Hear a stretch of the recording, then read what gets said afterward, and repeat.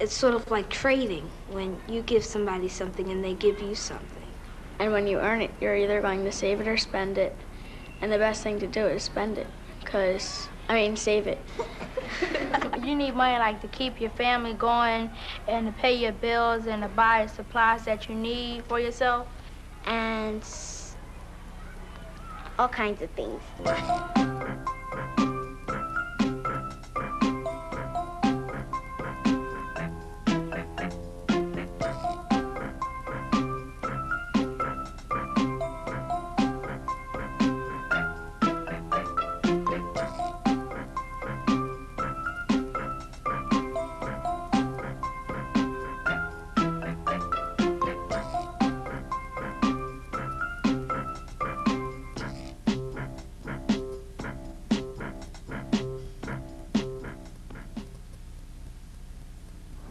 Hi, how you doing? Do you mind if I ask you guys a question? If you saw Penny lying in the street, what would you do? Me? I always pick them up. Now, they may not look like much, but pennies really do have a way of adding up. In fact, this penny right here is one of 9 billion produced in the past year.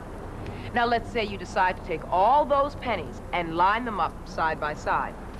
Did you know you would have enough pennies to circle the Earth, not once, not twice, but 4 times? I bet if you had your eye on a brand new pair of sneakers or the latest video cartridge, or even a brand new bike, then money would really be important. Yeah, but that's another story. Money is more than the things you can buy with it. Money is something that connects us all. And although you and I can't live without money, believe it or not, there was a time before there was any money. Imagine what a time like that must have been like. Long ago, before malls, music videos, or money, people traded for things they needed.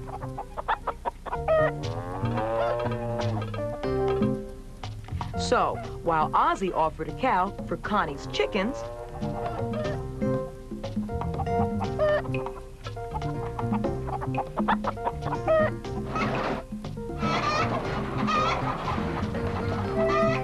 Sue swapped salt for Pete's pots.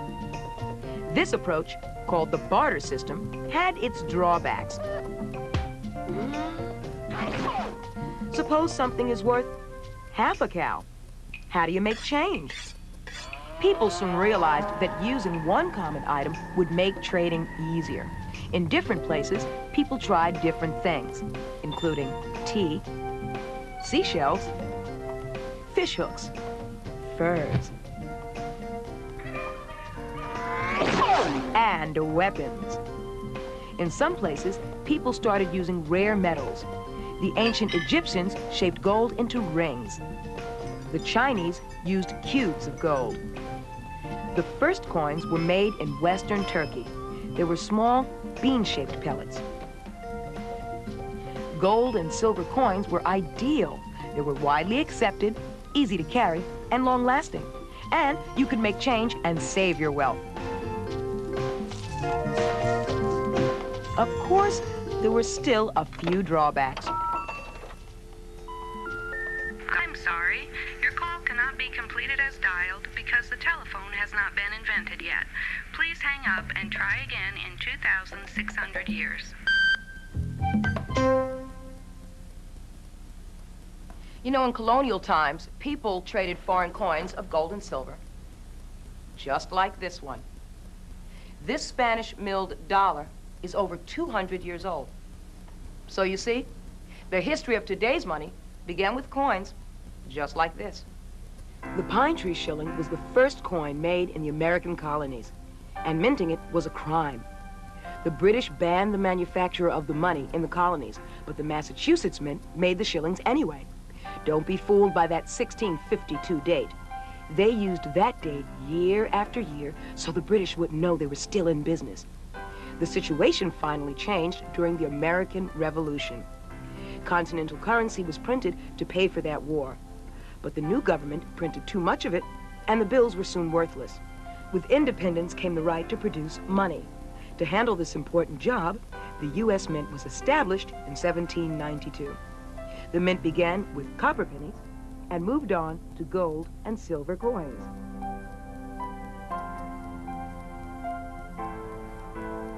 The notes included beautiful illustrations by engravers. Just like today, these detailed pictures made the bills much tougher to counterfeit. The federal government got into the paper money business during the Civil War. And since the backs of the bills were printed in green ink, they were called greenbacks. You know, our money system has changed a lot since the Civil War, but dollar bill is still green on the back. So before you spend your next one, take a close look at it. A real close look. This pyramid is a symbol of our lasting strength. It's unfinished because our country is still growing. Then there's the floating eye in the sky. The eye represents God watching over our country. Every bill says, "In God we trust." Now, over here, an eagle holds arrows of war in one claw and an olive branch of peace in the other. The 13 leaves, arrows, and stars stand for the 13 original American colonies. You know, some people find money so interesting that instead of just spending it, they also collect it. And they don't have to be millionaires to do it. So let's meet some young collectors right now. This is Vanishri, Andy, Tom, and Rachel. Hi, how are you guys? Fine. Great. Good. Let's come over here to Vanishri. Tell me about your bill collection here. Well, this is a silver certificate, and this was made a long time ago, but now they've stopped making it, and and over here it says silver certificate. Now they make it a Federal Reserve note. And what about this one back here, I've noticed? It's a $2 bill, and it was made in 1976, and the president is Jefferson. But there aren't a lot of those. That's pretty nice. Thanks. Now, Andy, tell me about your coin collection. Give me a tour. Okay. Those pennies are basically wheatbacks and Indian heads. Now, why is this Indian head penny separated from all the rest? What makes that special? It's my best Indian head. And what makes that so special for you? I got that on my birthday. Oh, great. Thanks a lot, Andy. Let's move on to Tom. Tom, tell me about your collection here. Well, I collect mostly American coins that are silver, or at least part silver. Okay, I notice you have a penny, a dime, nickel, half dollar, dollar. Why are all these coins separated from the rest of these? What makes them special? They're proofs. That means they have special finishes, and they're really shiny. And they're real valuable, so you don't want to take them out of this case. You want to keep them in there. And keep them clean. Okay. Thanks, Tom. Welcome. Hi, Rachel. Hi. Now, I noticed something very, very special about your coins, especially your pennies. They don't look like they're all there. Tell me about that. Okay, well, this is a regular Lincoln cent. And as you can see, these are error coins, which means that only part of it was struck. And then here, a lot of it wasn't struck, and here, none of it was struck.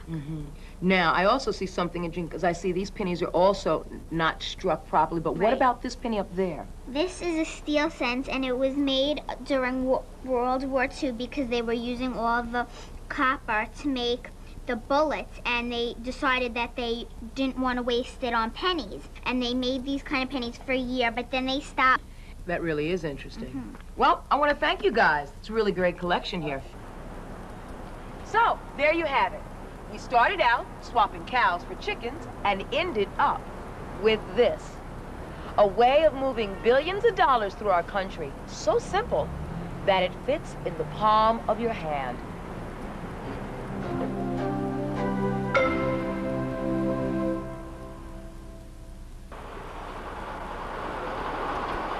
Hi, welcome to the largest coin factory in the world.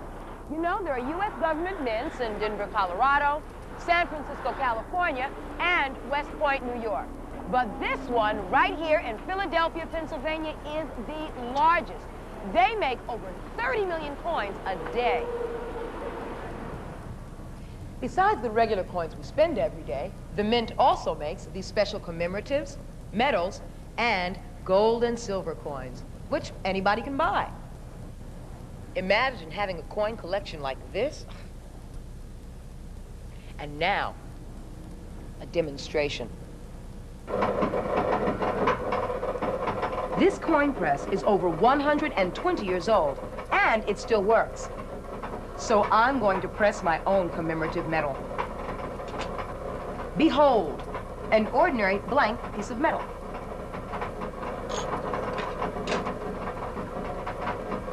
Three, two, one.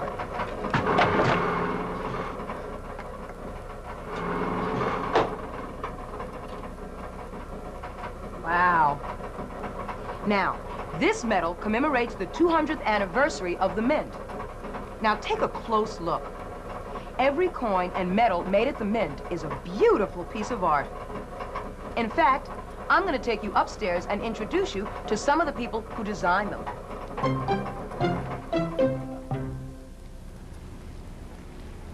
We're now in the engraving room.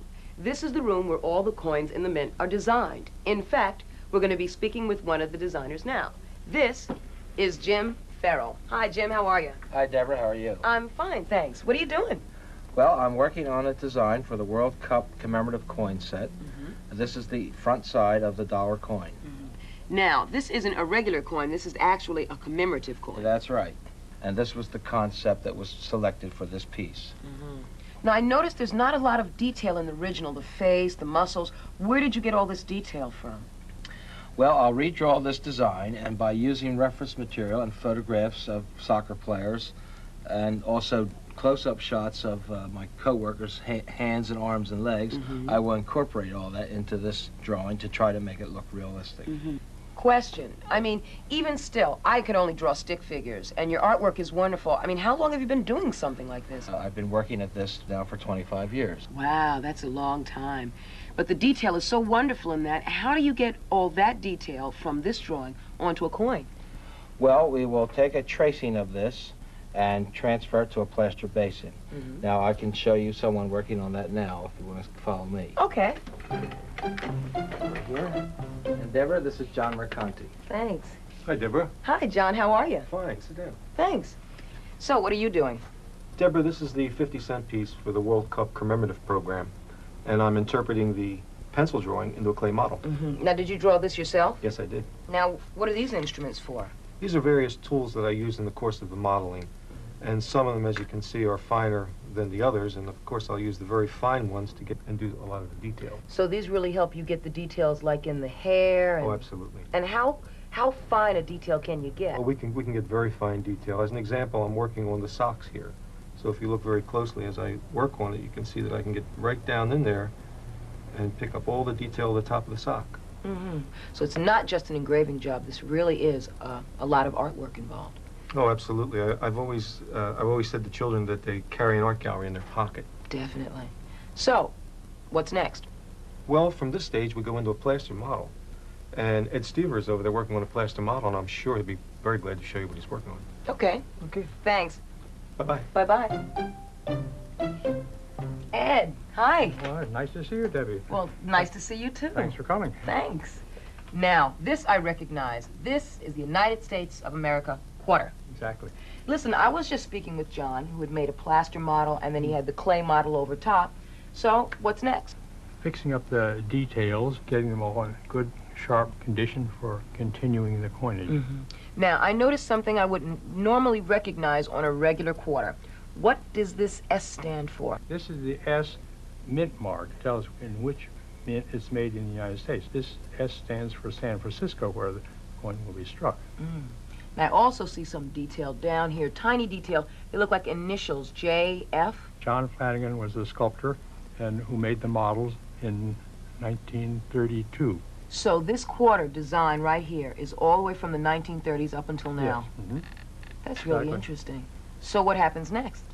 Now it has to be copied from an original plaster into a rubber negative, so we can make several, and that's exactly the same dimensions without shrinkage. And then we pour plastic over it, and that's nice and strong. And then you will have something that's durable. It's an epoxy model which will withstand machining. Now see, I'm not used to seeing a coin this big. So how would we take this model finally and make it smaller? Well, you take it into the transfer engraving machine room, and they will show you exactly how it gets reduced. Okay. Good. Thanks a lot. You're welcome. Bye. Bye-bye.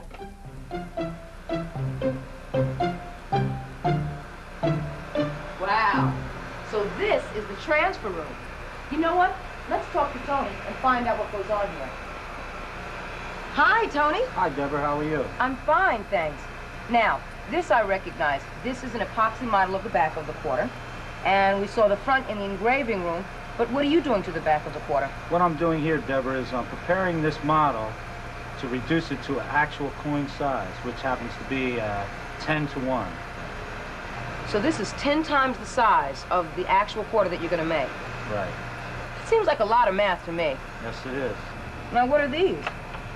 They're the actual dies that will strike the coin. Now, when you say strike, you actually mean? Strike, yes. Wow. But still, how are you going to get this model to look exactly like this? Well, let me show you. Okay. Well, Deborah, this is our transfer reducing machine. And this particular machine is about 100 years old. Wow. And what we do here with it is we transfer from the model size to the actual coin size. How does the machine do that? It does that by tracing over all the artwork and the cutter cutting it into the steel. It's moving so slowly, it looks like it takes so long. Yeah, it takes approximately 3 days. It is a long time. Okay, so when this gets done, what's next? Well, I think you're headed to the press room. Okay. And you'll need these. Goggles and earplugs. What am I going to need goggles and earplugs for, Tony? You'll find out.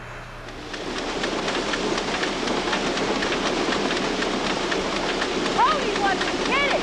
One of the busiest places in the business is right in here. With over 80 presses, action, noise, and non-stop. Come on, let's go. Come on, let's go. The work starts here at the blanking press. This coiled roll of metal is as long as 5 football fields. It'll be used to make 325,000 nickels. Long ago, most coins had some gold or silver in them. Today, most are made from a blend of nickel and copper.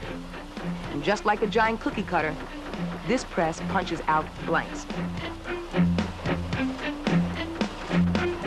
The blanks end up over here. The rest of the metal is shredded and recycled. And some of it is melted into little bars called pigs. Believe me, there's no metal wasted at the mint. The blanks move on to furnaces where they're heated.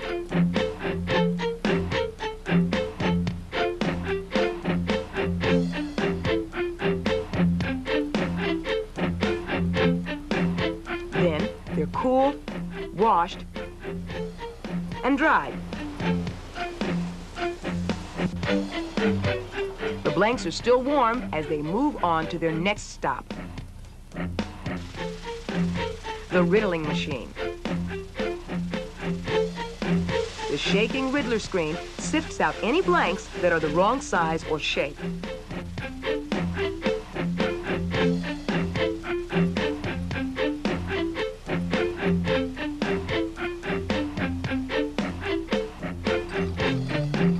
Next, the riddled blanks tumble into the upsetting machine.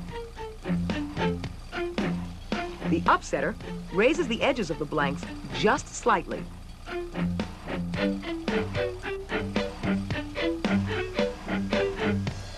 The blanks keep on moving.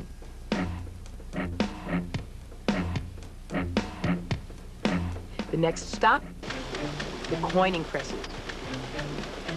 And here are the high-speed presses in action.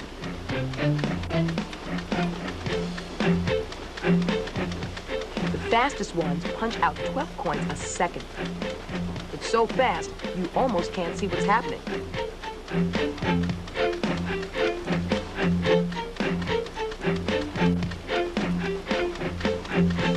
Now, take a close look at the results.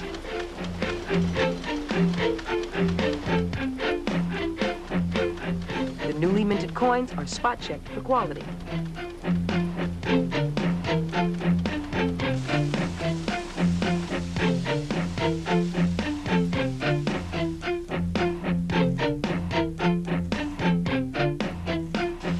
Then they're counted and bagged. A sack of pennies holds $50, and dimes are packed $1,000 per bag.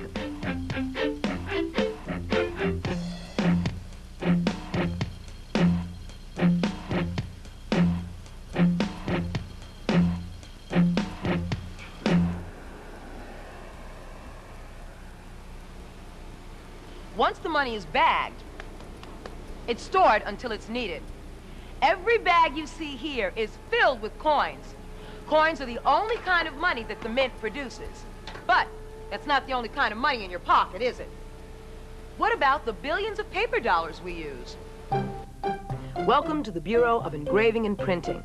The Bureau produces paper money in Washington, D.C. and Fort Worth, Texas. And this year, more than 8 billion notes will be printed. And if you could stack them in a single pile, those bills would reach 543 miles straight up. It takes 65 steps to make each bill. And just like coins, it all begins here in the engraving department. Just look at that detail. Those carefully etched lines make life tough on counterfeiters. This work is nearly impossible to copy. The artwork on a single bill is actually the work of many different engravers. All the engravings are combined on this machine called a transfer press. The talented people who operate these machines are siderographers. There are only a few specially trained siderographers in the entire world. A siderographer creates a master plate on the transfer press. From the master, a printing plate is made. Each plate prints 32 bills at one time. The printing plate is mounted on a high-speed press. 8,000 sheets pass through in an hour, enough to make over 250,000 bills. Sheets of currency are run through the presses several times. First, the greenbacks are printed, and then the fronts. Next, the sheets are cut in half and checked for printing flaws. Rejects, called mutts, are removed and destroyed.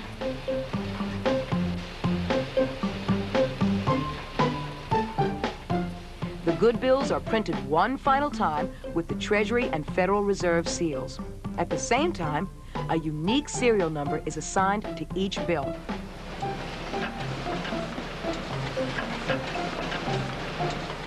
The finished bills are cut and sorted into 100 note packets and inspected one last time.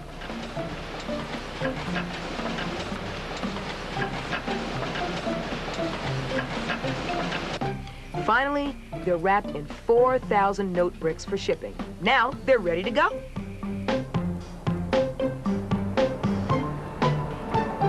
Thanks, Bernadette. Talk to you later.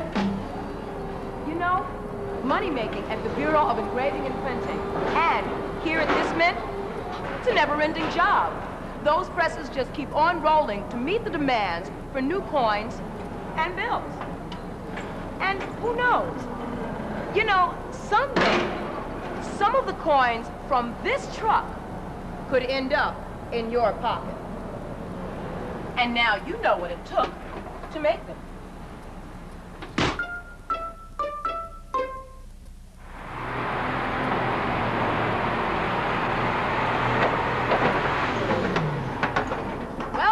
There goes another truckload of newly minted coins. And right on time, I might add. Oh, time! That reminds me, I've got to go and put another quarter in the parking meter, so I'll see you guys later. And cut! How was that? It was great, no Oh, problem. good. Okay, folks, let's wrap it up. We'll see you on Monday. We're done. Here's some last-minute script changes for next week. Oh, okay. Oh, and this is for you, too. Thanks. Paycheck, all right. Money, money, money, money, money. Well, you guys didn't think I did this just for fun, did you? Coins and paper money, that's only part of the money story. But a check like this one is money in the bank.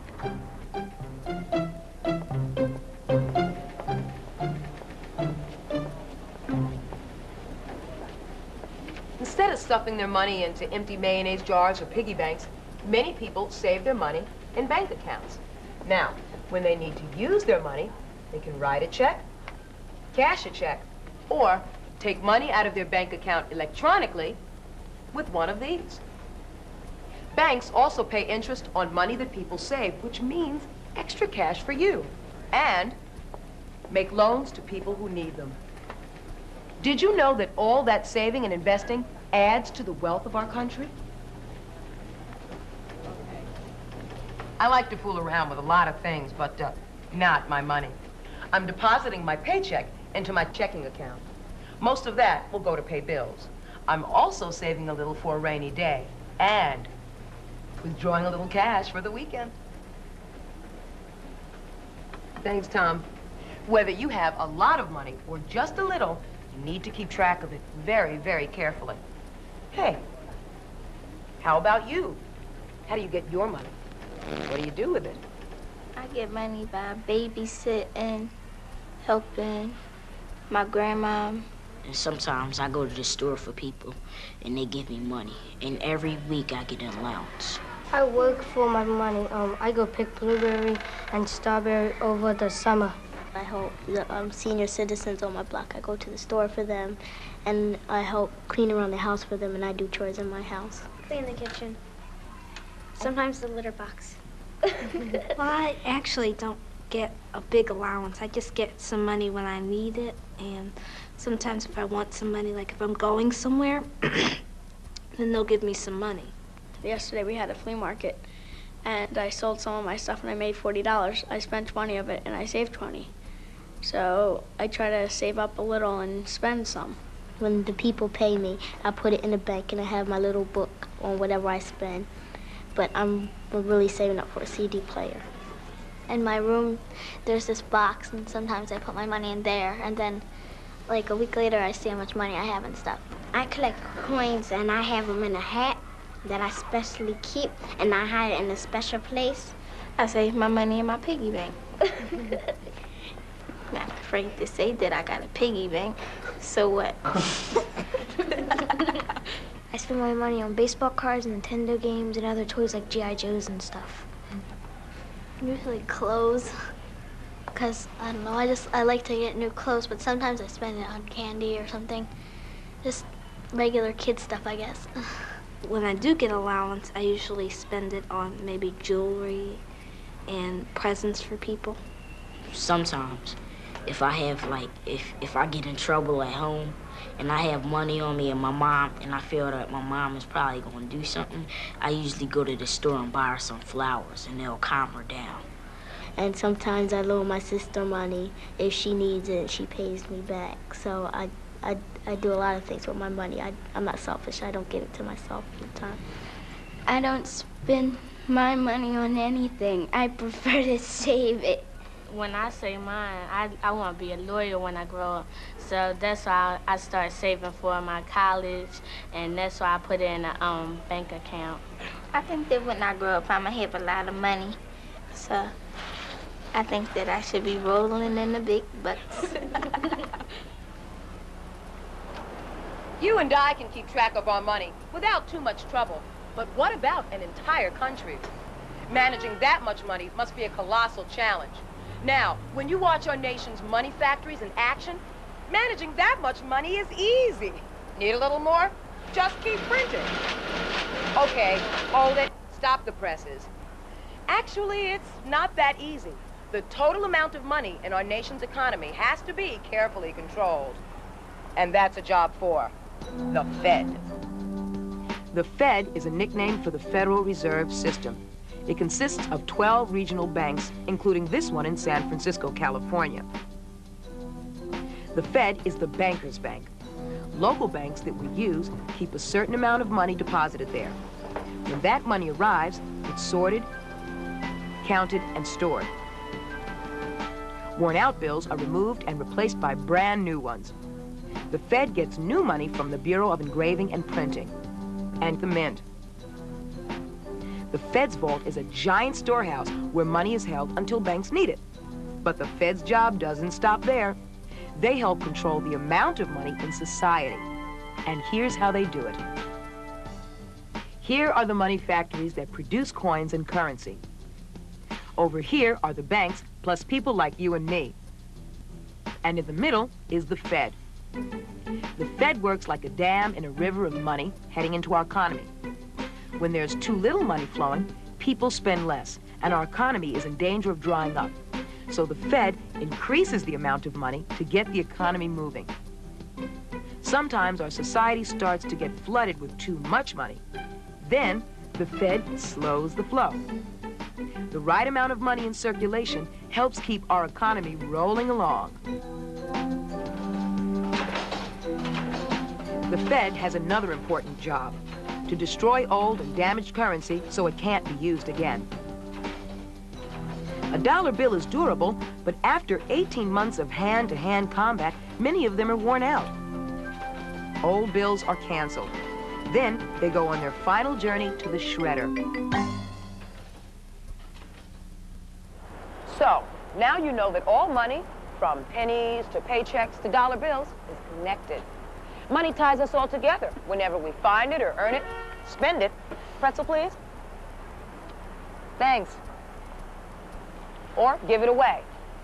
So, use the money that you have wisely. Remember, taking care of money makes sense. And cut. How was that? That was great. That's a keeper. Oh, good. I'm glad. It's a wrap. What are you doing? I'm hungry. I haven't eaten. All the props. Oh, no. All the props. Not my lucky penny, All Rob. Please, I've been the carrying props. him all day long. Look But- at Mr. Lincoln, please. But Look yeah, at but him. you see, this is a prop. All props must be accounted for. Thank you. Thank you. Didn't account for this prop, did you, Rob?